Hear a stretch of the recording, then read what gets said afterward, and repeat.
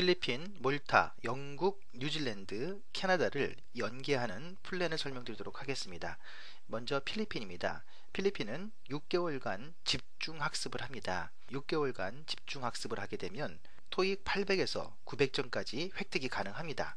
이렇게 획득을 한 상태에서 다국가로 연수를 하는 겁니다. 이때 다국가 대상 국가로서는 워킹홀리데이 비자를 받아서 호주로 가는 방법이 있습니다. 워킹홀리데이는 필리핀을 떠나기 전에 준비를 완료해 놓아야 합니다. 혹은 뉴질랜드로 갈 수가 있습니다. 뉴질랜드에 대한 설명은 잠시 후에 드리도록 하겠습니다. 토익 점수 보장반으로 입학을 해서 취업 준비를 위한 토익 점수를 확보하는 것입니다. 이후에는 전화 영어라든가 기타 다양한 방법으로 영어 레벨을 유지하시면 됩니다. 단순 토익 점수가 아니라 스피킹 실력을 보장하는 과정을 선택해야 합니다. 향후 3학년, 4학년 과정 중 방학 기간을 활용해서 인턴십을 할 수도 있고요. 워홀을 할 수도 있습니다. 처음에 설명드렸던 호주 워홀로 간다고 하면 워홀이 아닌 인턴십을 하면 되겠죠. 그 반대라고 하면 워홀을 생각해도 되겠습니다. 다음은 몰타입니다. 몰타는 지중해에 있는 국가이죠. 그야말로 날씨 좋고 풍경 좋고 찍으면 화보가 되는 그런 나라입니다. 게다가 한국인 국적 비율이 대단히 작죠. 독일, 프랑스, 이태리 등 다양한 유럽 국가 학생들이 공부하러 오는 곳입니다. 그렇기 때문에 가만히 있어도 세계인들과 공감할 수 있는 그러한 문화 공감 능력을 배양할 수가 있고요. 친구들을 사귈 수가 있습니다. 독일, 프랑스, 이태리 사람들이 영어를 하지 않고서 대화할 수가 없겠죠. 수업 시간 이후에 모든 대화가 영어일 수밖에 없는, 즉 놀아도 영어를 할 수밖에 없는 환경이 됩니다. 그래서 실질적으로 영어 회화 능력이 향상되는 비율로 봤을 때에는 몰타가 가장 좋다고 볼 수 있습니다. 연수를 통해서 알게 된 유럽 친구들이 있을 겁니다. 이 친구들을 찾아가는 것도 쏠쏠한 재미가 있는 것이죠. 관광 이상의 의미 있는 생활문화 체험이 가능합니다. 다른 유럽 선진국가에 비해서 저렴한 학비와 생활비가 특징입니다. 안전한 국가죠. 새벽에 조깅할 수 있습니다. 비자로서는 90일 무비자 입국이 가능하고요. 비자 연장이 대단히 용이합니다. 몰타에서 비자가 거절된 경우는 거의 보지 못했습니다. 다음은 영국입니다. 영국은 그야말로 유럽의 중심이라고 할 수 있습니다. 한때는 세계 정치, 경제, 사회, 문화의 중심 국가이기도 하였습니다. 그 영향력이 지금은 다소 적어졌지만 영어 교육의 본류로서 자부심은 대단히 높은 나라입니다. 그렇기 때문에 수준 높은 교육을 받을 수가 있다는 것이죠. 게다가 6개월까지는 간단한 절차로 입국이 가능합니다. SVV라고 해서요. 영국 학교에 비자 레터를 받으면 쉽게 입국이 가능합니다. 거의 무비자 입국과 비슷합니다. 다음은 뉴질랜드입니다. 뉴질랜드는 매년 세계에서 가장 살고 싶은 나라 중 하나로 꼽히고 있죠. 그만큼 천혜의 자연 환경과 깨끗한 환경 그리고 친절한 사람들로서 유명합니다. 프로모션 진행을 하고 있어요. 그렇기 때문에 저렴한 비용으로 영어 연수가 가능합니다. 아울러서 캐나다에서 영어 연수 비용을 할 것이면 뉴질랜드에서 사립대학 디플로마 취득이 가능합니다. 1년을 기준했을 때 그렇습니다. 즉 뉴질랜드에서 사립대학 디플로마를 취득을 하면요. 향후 미래 진로의 가능성이 상당히 높아집니다. 영주권 취득한 후에 학위 과정을 해서 진학할 수도 있다는 것이죠. 뉴질랜드는 유니버시티라고 해서 모든 대학은 공립입니다. 사립대학이 있습니다. 사립대학은 디플로마라고 합니다. 디플로마도 레벨 5, 6, 7으로 나눠집니다. 레벨 5는 고등학교를 졸업하신 분들이 레벨 5로 갈 수가 있고요. 그리고 레벨 7은 우리나라로 치면은 학사 학위와 같습니다. 근데 사립대학은 디플로마라고 하고요. 유니버시티는 배처러라고 하는 것입니다. 그렇기 때문에 이러한 디플로마를 취득하는 비용이 대단히 저렴한 거죠. 즉 캐나다에서 1년 영어 연수할 비용이면 뉴질랜드에서 사립대학의 레벨 7의 디플로마를 취득할 수가 있습니다. 이러한 부분들을 잘 활용하신다고 하면 어학연수가 학위를 따는 과정으로 전환이 될 수도 있고요. 만약에 회사에서 학자금 지원이 가능하다고 하면 더더욱이나 좋은 과정이 아니겠습니까? 보통 학자금 지원 같은 경우에는 영어 연수는 되지 않습니다. 하지만 디플로마 과정은 학자금 지원이 가능합니다. 뉴질랜드는 6개월까지는 무비자 입국이 가능하며 공부할 수도 있습니다. 학생 비자를 취득할 경우에는 주당 20시간씩 아르바이트가 가능합니다.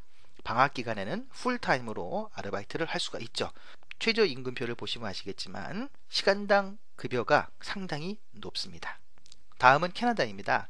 캐나다는 상기 국가에서 공부를 마친 후에 중상급 이상의 영어 레벨을 확보하고 나서 캐나다에 가서 4주간 무급 인턴십을 도전해 보겠다라는 마음가짐을 갖고 공부를 하시면 됩니다. 단 인턴십을 하기 위해서는 별도의 테스트를 통과해야 합니다. 전체 영어 연수에 대미를 장식하는 단계로 활용하시면 어떨까 싶습니다. 캐나다의 무급 인턴십을 종료한 후에는 전자 여권으로 미국 지역을 투어할 수가 있습니다. 미국으로 들어갔을 경우에는 90일간 관광 비자로서 체류할 수가 있습니다. 그렇기 때문에 필리핀, 몰타, 영국, 뉴질랜드, 캐나다의 특성을 한껏 살려서 조합을 해보자는 것입니다. 추천입니다. 전 인생에 있어서 가장 추억에 남는 영어 연수, 그러면서 유럽 친구들과 문화 체험을 할 수 있는 솔루션, 바로 몰타, 영국, 캐나다라고 할 수 있습니다. 캐나다는 옵션에 가깝죠. 추천 두 번째입니다. 현실을 감안하여 다양한 가능성이 있는 영어 연수, 취업, 영주권, 거기에 진학까지 할 수 있는 가능성 열어보자. 필리핀에서 공부를 합니다. 최대한 레벨을 올립니다. 뉴질랜드에서는 바로 디플로마 과정으로 들어갑니다. 디플로마 과정에 들어가려면 IELTS 점수로 6.0 이상이 되어야 합니다. 낮은 거는 5.5도 있습니다만 안전하게 6.0 이상이 돼야 되겠죠. 필리핀에서 호주 워킹홀리데이로 갑니다. 이랬을 경우에는 필리핀에서 레벨을 쭉 올려놓고요, 외국인에 대한 두려움도 없애고 영어 회화에 대한 기본도 갖춥니다.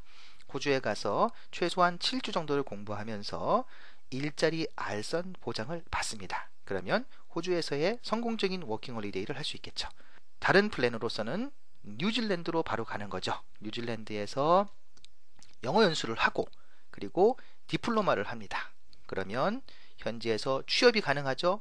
취업을 열심히 해서 최저임금표에서 비교했던 금액으로 비교했을 때 대한민국에 있는 것보단 훨씬 많은 비용을 받을 수가 있습니다. 그렇게 해서 영주권을 취득을 하고요. 그런 다음에 영주권 취득자로서 진학을 하는 겁니다. 그러면 대학 진학 비용이 격감하게 되는 것이죠. 추천 세 번째입니다. 영어 점수 확보 및 가장 저렴한 비용을 고려한 영어 연수 솔루션입니다. 필리핀이죠. 필리핀에서 스파르타 영어로 들어가는 겁니다. 그러면 아침에 7시 일찍 일어납니다. 그리고 밤 11시, 12시까지 열심히 영어에 올인하는 겁니다. 이런 과정을 거칠 때 일반 영어만 하는 것이 아니라 일반 영어 공부하시고요, 시험 영어 공부하시고요, 시험 영어도 하나가 아니라 IELTS 등등을 공부할 수가 있습니다. 이렇게 해서 필리핀에서 열심히 공부해서 취업을 위한 스펙을 확실하게 갖추는 방법도 있습니다. 자, 그러면 3개월 12주를 기준으로 했을 때 예상 비용을 보겠습니다. 필리핀 450만원입니다. 여기에는 미국 원어민, 미국의 네이티브 스피커죠. 매일 1시간씩 1:1 영어 수업을 보강했습니다. 이유는 필리핀 선생님들과만 이야기하면 발음에 대한 부분에 약간 아쉬움이 있기 때문에 매일 미국 원어민 선생님과의 1시간 수업을 포함했습니다. 그리고 포함 내역은 보시는 바와 같고요, 불포함 내역은 보시는 바와 같습니다. 몰타를 3개월 했을 경우에는 529만원 정도가 나옵니다. 주당 30레슨이죠. 하루에 6레슨입니다. 학비와 기숙사비는 참고하시고요. 송금 환율은 계속 변하기 때문에 변화된 값을 넣어주면 됩니다. 영국은 12주 3개월 기준 했을 때 760만원 정도, 다소 비싸죠. 브라이튼을 기준으로 했습니다. 기숙사 비용 보시고요. 캐나다는 12주를 기준 했을 때 648만원 정도가 나오고 뉴질랜드는 580만원이 나옵니다. 단 뉴질랜드는 현재 프로모션을 하고 있는 도미니언을 기준으로 해서 금액을 산출하였습니다. 상기 금액에 포함되지 않은 비용은 항공비, 보험비, 용돈이라고 할 수 있죠. 용돈은 얼마든지 절감해서 쓴다고 하면 도움이 될 것이라고 생각하고요.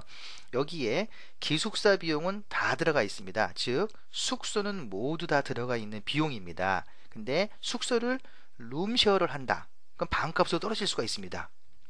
그렇기 때문에 필리핀을 제외한 몰타, 영국, 캐나다, 뉴질랜드 같은 경우에 이 숙소비는 룸쉐어를 하면 반 이하로 줄어든다 생각하시면 되겠습니다. 그래서 경비 절감 방법 써놨죠.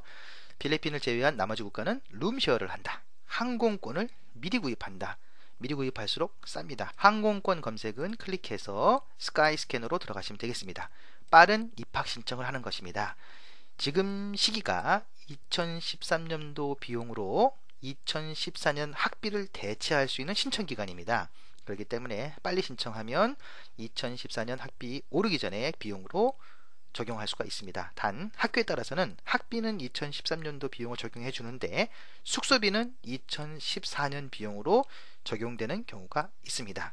이상 필리핀, 몰타, 영국, 뉴질랜드, 캐나다를 연계해서 연수하는 플랜에 대한 설명을 드렸고요. 각각의 특색이 다 틀리죠. 어떻게 조합하느냐는 여러분들의 몫입니다. 기간은 보시는 것처럼 3개월 위주로 했기 때문에요. 대략적으로 3개월이니까 1개월씩 기준한다 라고 하면 기숙사비와 학비를 포함해서 3분의 1씩 나누면 되겠죠. 계산하기는 어렵지 않으실 겁니다. 하지만 정확한 금액은 학교로부터 인보이스를 받아야 알 수가 있지요. 이 정도 플랜으로 놓고 계획을 잡으신다고 하면 큰 차이 없이 완성할 수 있을 것입니다. 궁금한 사항은 언제든지 연락을 주시면 좀 더 자세하게 설명을 드리고요. 솔루션을 함께 고민하도록 하겠습니다. 감사합니다.